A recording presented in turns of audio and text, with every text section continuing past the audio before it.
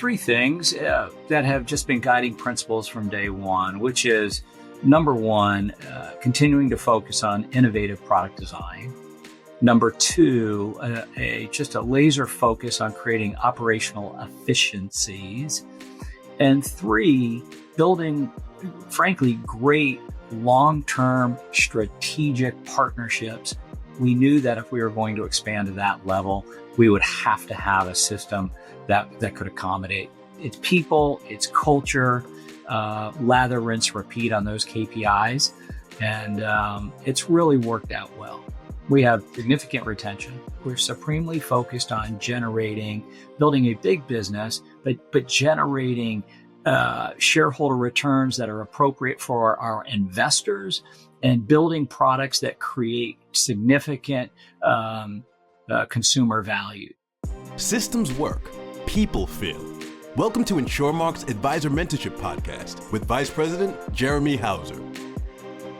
Welcome back to this week's episode of the Advisor Mentorship Podcast. I'm your host, Jeremy Hauser, and we are well away into the third quarter and also summer months. So very excited about this upcoming guest. I know a lot of things are happening in not only America, but also a lot of things are happening in the fixed index annuity space. So I couldn't be more thrilled to have our next guest, who is not only the EVP and head of retail sales at Athene, Mr. Rod Mims. How are we doing today? I'm doing fantastic, Jeremy. Thank you for having us on. We appreciate it. Of course. And as prepping for this conversation today, I know we're going to take a deep dive into not only the industry, a little bit about Athene as well, but I didn't realize that you've been with Athene since, I guess, the birth of the transaction of Aviva to Athene. So since 2011. So crazy. I know you've been there since the get-go. Yeah, it seems like just yesterday to me, and it was actually 14 years ago. And Athene really started, I guess, 2009-10 timeframe, getting incorporated, getting into the reinsurance business. And we didn't start the retail annuity business until the summer of 2011 when I joined. And we did our first piece of business in the month of September of 2011. So it's been a journey. And that was a sale in 2011 or in September of 2011. So it's been a ton of fun.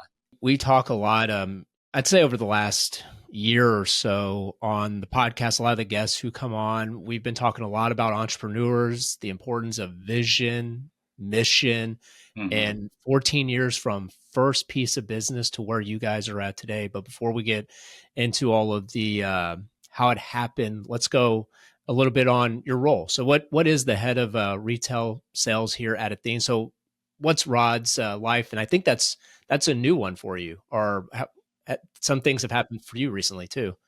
It is, Jeremy. Again, I've been with the company since the inception of retail. And I was the national sales manager, again, a national sales manager of one in 2011. And so really went about the business of building a team and creating a strategic plan in partnership with my boss and Chris Grady, who is the former EVP of retail sales, and put together a plan and had a 5-year multi-year plan and vision, and went about the business of executing on the plan. And, you know, that includes multiple things. You have to have an operational platform. You have to have a product, suite of products, certainly a product. You have to have marketing capabilities, technology capabilities, and you have to build the people engine. And so we went about the business of executing on those important priorities. And it's been a build and continues to be a build, which frankly makes it a ton of fun. We still have a lot more runway.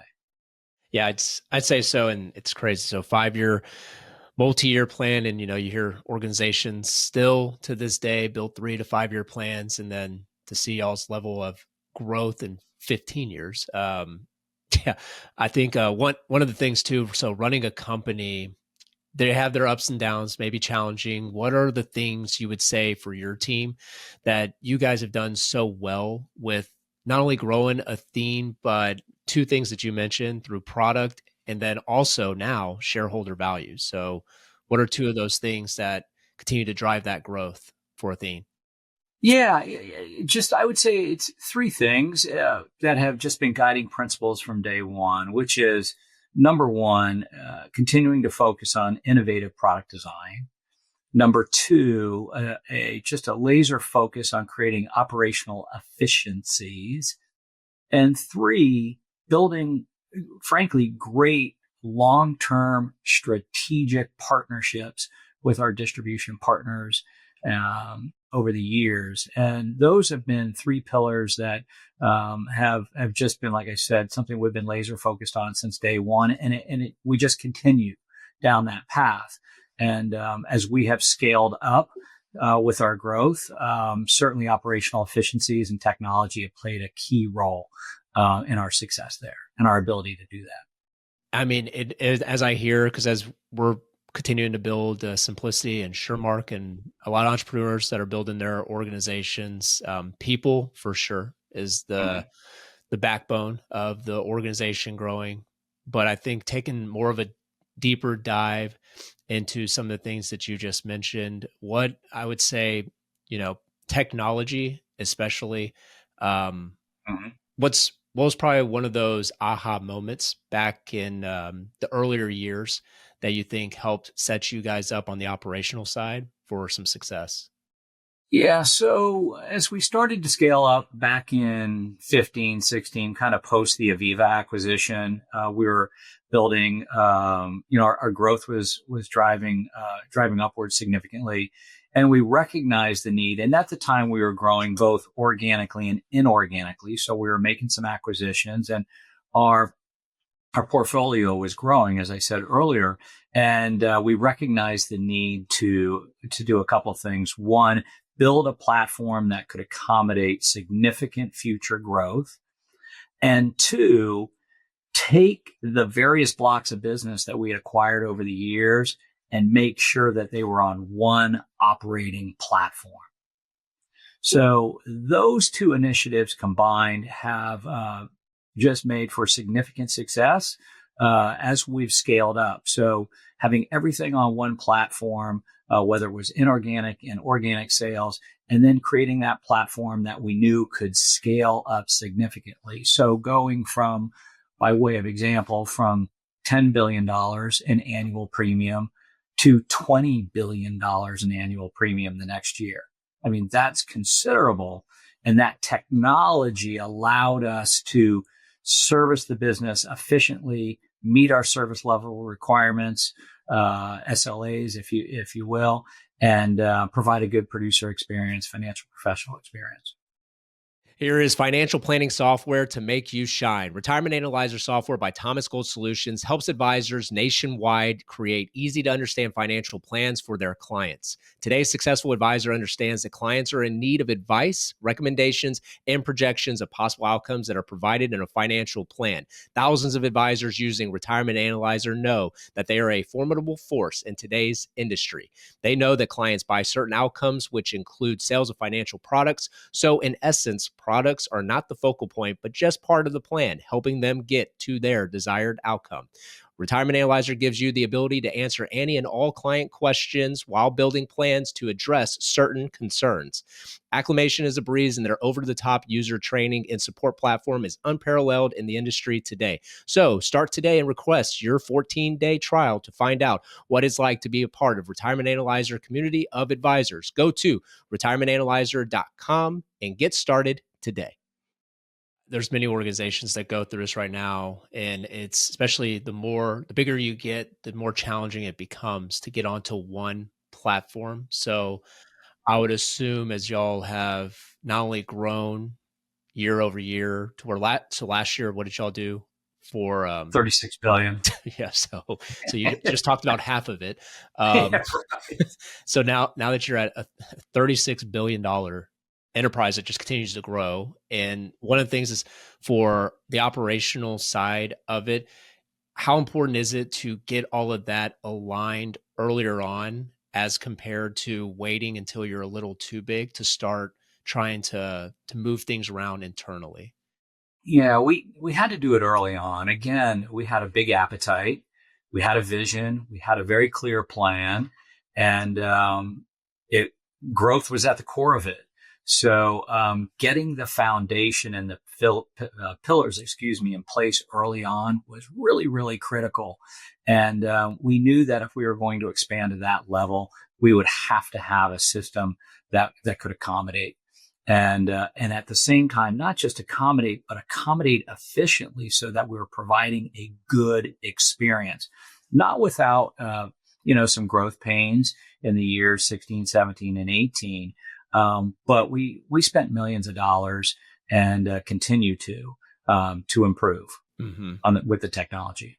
Well, and I mean, so, there's systems and then there's people. So the people side of things, and there's been just across the country, it seems like there's been a couple of industries that have had some layoffs. Even in our industry, there's some friendly competitors of y'all's that have had some layoffs here as of late. So what are some key performance indicators that have helped your company maintain y'all's culture here over the last 14 years?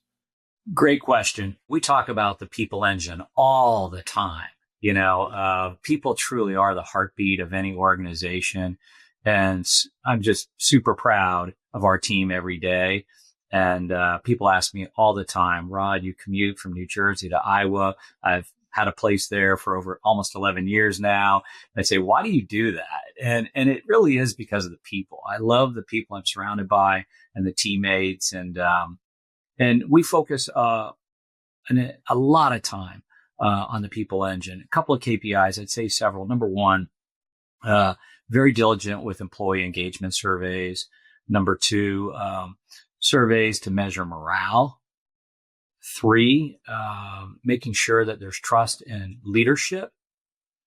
Probably number four, just regular employee communications, if you will, keeping people abreast of what the organization's up to, what the priorities are, et cetera. Investment in leadership training, very, very important. People want to grow. Just reinforcing our core values on a regular rhythm and basis. And then I'd say certainly supporting career transitions. And these are just key to creating, frankly, the culture, part of the culture. And so it's people, it's culture, lather, rinse, repeat on those KPIs, and it's really worked out well. We have significant retention. Yeah, when I see it firsthand, because y'all are one of the few companies that I'll actually see a opportunity within where some of the internals do what's in their best interest, what the company feels is in their best interest. They move up, and then all of a sudden it's best man, best woman up, and That's right. The bench is deep. So it seems like things don't necessarily slow down, but I think it also goes back to, at least for the relationship that our company and a company like y'all's has, to where you guys generally actually listen to your customers of if there are problems, if there's things that are happening that we can see. Y'all are open, not saying you'll do everything, but you're open to some criticism and feedback to move forward.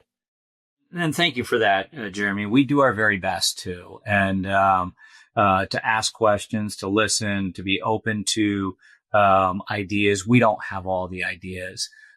So we certainly want to keep our eyes and ears wide open. And we're very mindful of not overpromising and under-delivering. So we want to set the proper expectations. But it's just a continuous dialogue. And that kind of goes back to, these great strategic partnerships, and we've said from day one, we want to be a growth partner with our partners. And that's foundational. Ibexus has taken fixed index annuities to the next level. Now's the time to rediscover how FIA Plus and Wealth Defender can drive stronger results for your clients. Premium bonuses have increased on both products, up to 17.5% on the FIA Plus and 22.5% for the Wealth Defender. Plus, earn an extra 1% comp on a 7 and 10-year contract, now available for clients age 71 and up. And it gets better. Their new dynamic diversification tool is now live, giving you unmatched customization only on the agent portal. Ibexus, smarter products, stronger performance. So as we go forward, and you just mentioned on the episode, so just crossed over a huge milestone last year, 36 plus billion of fixed index annuity business that was generated, or just annuities in general, to 14, 15 years ago, taking y'all's first application. So in order to do that, like, what was the pivotal decision that Athene made? Or if you can take a look back over the last decade plus, what led your team to just strive to become the number one distributor? Is there something that stuck out, was like a breakthrough moment in the last 10 plus years? Yeah, I mean, in the very, very early days, near 100% of our business was check with app. Everything was paper. Mm-hmm. And this was 2011. And fast forward to today, and north of 90% of our business is, electronic. And so that has changed the game significantly. Mm-hmm. And we credit all of our distribution partners like yourselves to help facilitate that and make that happen. And we work together with our partners to make sure that we have the right technology and the right connectivity, if you will, to make that happen. So technology's played a significant role. Technology and training, frankly, has played a significant role in that. And so being the number one distributor, and I saw the Wink report just a couple of weeks ago came out for first quarter. Looks like the industry did roughly $125 billion in 2024. And so that was a significant amount of growth for the industry year over year. And some people are saying that the vision is they can see the fixed index annuity space going to 500 billion. What are your thoughts? Or is that an achievable milestone, you think, in our space? That, literally 10 years ago, 12 years ago, we were celebrating like 30 billion. So we're already here. Yeah. Right. Well, what I'd say is what I know of the LIMRA results and Wink and LIMRA, true for the most often sync up. The total volume for last year was 430 billion, all annuities. Mm-hmm. And with that, let's say the fee, et cetera, at 125. But having said that, what I'd say is you're absolutely right, Jeremy. We affectionately refer to the environment we're in as the silver tsunami. You've probably heard that phrase before. 11,400 people in the United States turning age 65 every day, starting this year in 2025, and that will continue through 2027. So people are going to need guaranteed income streams. They're going to need income streams. They're going to need protection and protected growth, if you will. So I think between just pure demographics and the interest rate environment, think about the interest rate environment we're in today and where the yield curve is. Think about where we were just 4 years ago during COVID, and the 10-year treasury was at like 52 basis points. Mm-hmm. So, and we live in a world where there's volatility. And so, we have to invest and think, save and think about volatility. So we feel like the annuity product suite and the annuities in the marketplace today will just absolutely benefit. The growth trajectory will benefit from those dynamics. So yeah, demographics, interest rate environment, volatility. Couldn't agree more. And, and I think for being number one, so you guys are, and just literally seeing the last quarter, seems like y'all are trending in the right direction. Y'all came out in the same report. Looks like as of right now, you're not slowing up. Y'all are still the number one distributor in the space through quarter one of 2025. So maybe pivoting off of that, what are some challenges? So, you are the number one distributor, so you probably have a little more eyeballs on you. So what are some of the challenges for Athene? Yeah. Thank you for the question. Of what I would say, just at a macro level, being big has been certainly one of our aspirations. But it's always been big at the right price. meaning we won't chase market share at the wrong price. We're supremely focused on building a big business, but generating shareholder returns that are appropriate for our investors and building products that create significant consumer value. So we're not going to deviate from that. So yes, we want to be big. Yes, it's great to be number one, but we want to be number one at the right price and generating great shareholder returns. And what happens when that happens, Jeremy, is if that all works in sync, then the investment community will give you more capital. And when you have more capital, you can continue to grow. And the insurance industry and the annuity industry within it is a very capital intensive business. And so we have to make sure that we're creating supremely focused on every day and creating products that have significant consumer value and that we're running a really good business that's generating acceptable shareholder returns so we get more capital to continue to grow. So also what year, I don't want to hold you to this here. What year was it that y'all decided to go public? It was 2016, if I remember correctly, December 2016. We went public after starting in retail in 2011. And then just a few years later, and we went public on the New York Stock Exchange just a few years later, I believe it was 2022, that Apollo bought us. Mm-hmm. And we are now underneath Apollo, if you will, and they're our parent. Welcome to the revolution, where fixed annuities move at the speed of opportunity. At Revel One Financial, they are redefining retirement planning with innovation, speed, and best-in-class service. Right now, check out the Direct Growth MIGA, available in a 3, 5, 7, and 10-year chassis. The 5-year Direct Growth MIGA is available with a 5.85% fixed rate, one of the most competitive rates in the marketplace today. With stability and consistent growth, your clients will benefit from a product that delivers unmatched value. Ready to grow your business with nimble, forward-thinking provider? Well, visit revel1financial.com or call the team today to get contracted. Revel One Financial, built for those who don't wait.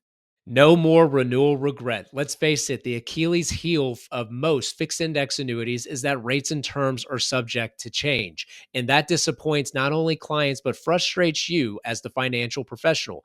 Now, renewal regret can be avoided entirely with the Standards Enhanced Choice Index Plus. This FIA features guarantees on the par cap trigger and trigger plus terms that are available for all durations of the 5, 7, or 10-year contracts. For more information, go to www.insuremarkamp.com/jhauser and click on Learn More. When it comes to renewal guarantees, the standard sets the standard. Mm-hmm. And so as you really just take a look back from, once again, first application to public traded company to now number one distributor in the space, that is some hyper growth. So how does Athene actually adjust to that type of growth when it comes to the last, I'd say 7 or 8, 9, 10 years of going public? How do y'all adjust to that type of growth now being a public traded company? What I'd say is, and keep me honest here on my response if I'm not meeting the mark, Jeremy, but what I'd say is Apollo has just been a significant partner from day one. They have been a great, great partner, just a tremendous partner.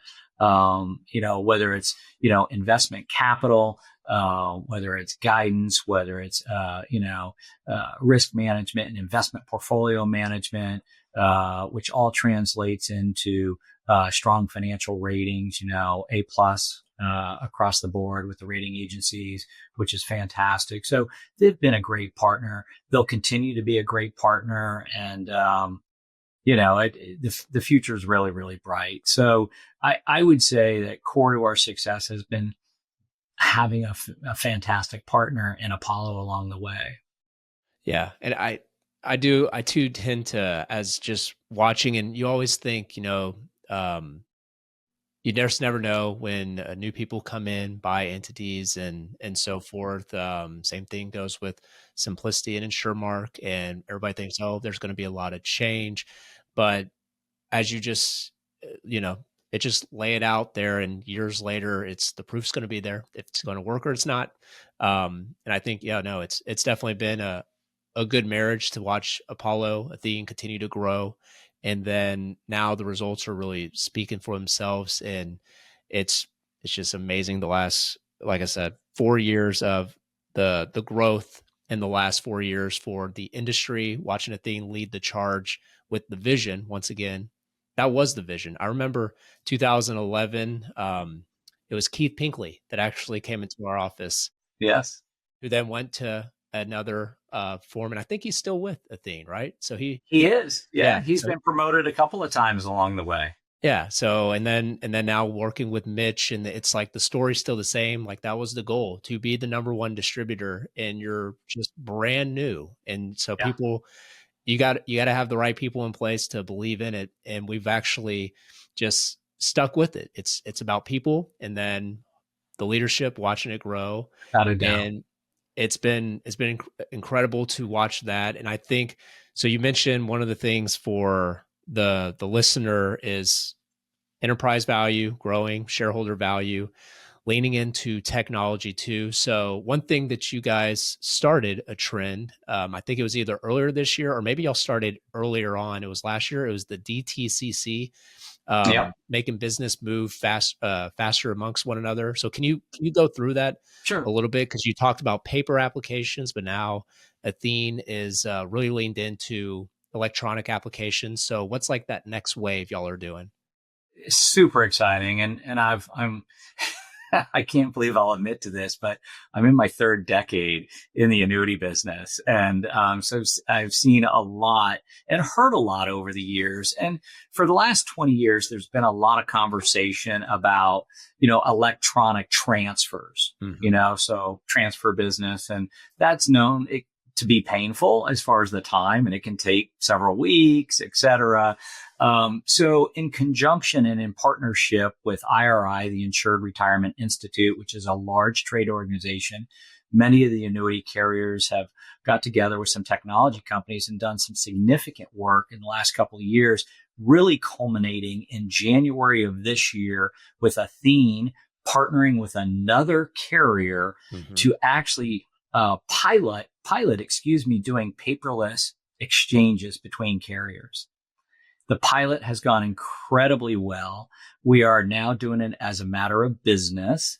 And we are now taking the exchange process from an average of 18 business days down to a day, if not two, which is absolutely incredible. We expect probably 10 more carriers before the end of 2026 to be part of the initiative. And it takes technology, it takes, time, it takes commitment. And by and large, I think the industry's absolutely there and super exciting. I mean, that's transformative. To have that type of technology in place and those processes in place with the end result that it's given us.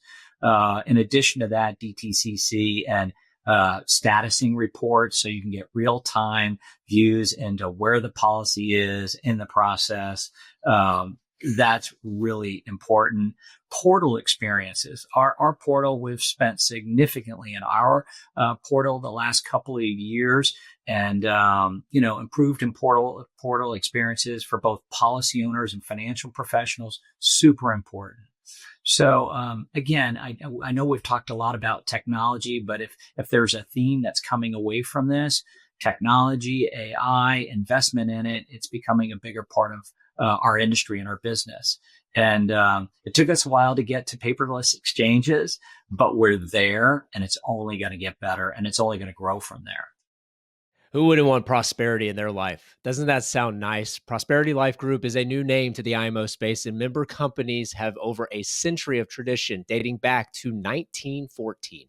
Today, PLG is an insurance, reinsurance, and asset management company with over $25 billion in assets under management and is issuing over $2 billion of annuity business in 2024. Member companies include SUSA, Shenandoah Life, SBLI USA, and National Western Life.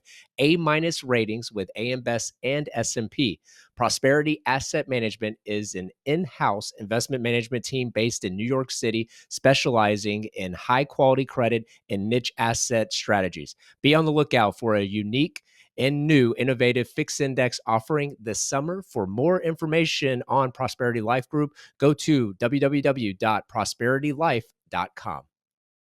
And it's exciting, you know, especially in our role. So obviously, we work with multiple companies that do business, and watching the advisors we serve as they're growing their business, and just trying to minimize not just the mistakes, but minimize I mean, it's just time. They want to be more efficient, Right. and so working with partners that are forward thinking, helping them out. I mean, they view that as a huge, it just makes sense of, you know, why do I wait 2 weeks, 3 weeks for this transfer paperwork to go out?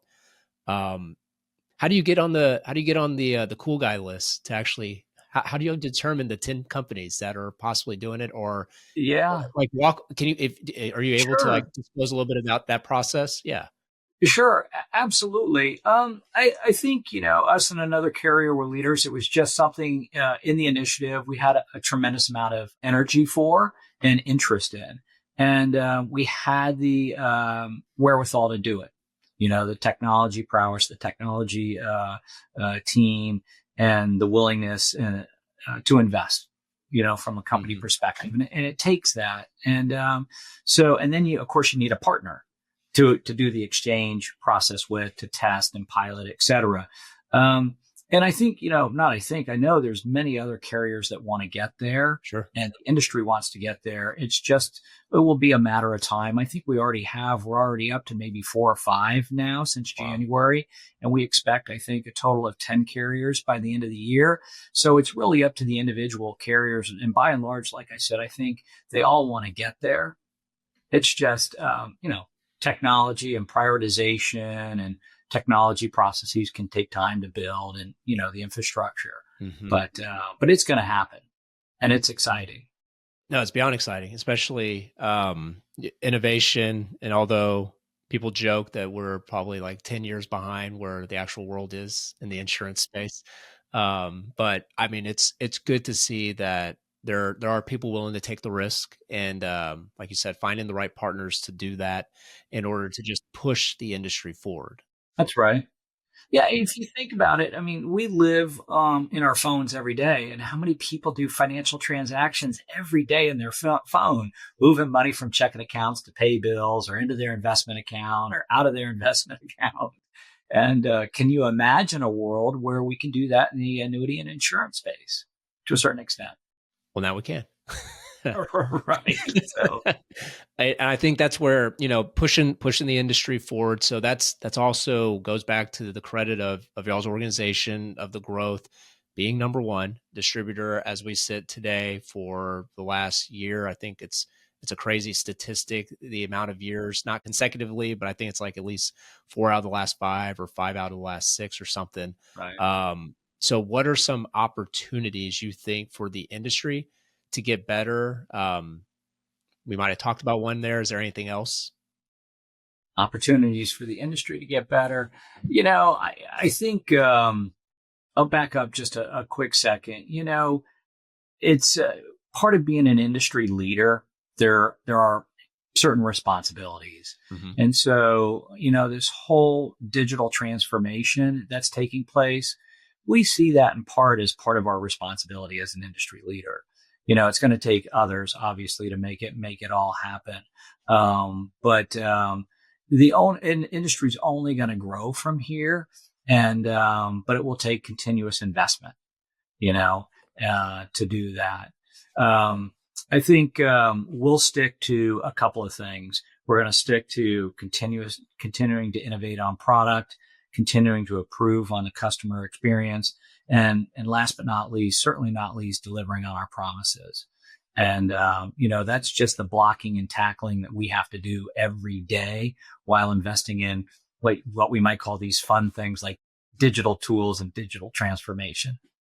And so do y'all at the moment, by the way, is there elaborating on that for Athene? And I think some of the things that are on the horizon. So that's pretty exciting. The DTCC continuing to bring new people onto the format. I guess staying ahead of product. Is there anything that might be on the horizon that is something that, in Athene's opinion, might be worth going a little more, or something that might help out with not just the theme, but also the industry? As far as industry growth, Mm-hmm. yeah. What I'd say, and just going back to some of the numbers we were talking about earlier, Jeremy, I think this is really important for perspective for folks. The annuity industry in total annuity sales for not the last 20 years, the last 4 years, it's grown significantly, but it had hovered around $230 billion a year for years. Would be up 10 billion, down 10 billion from that number. In the last 4 years, it's grown significantly.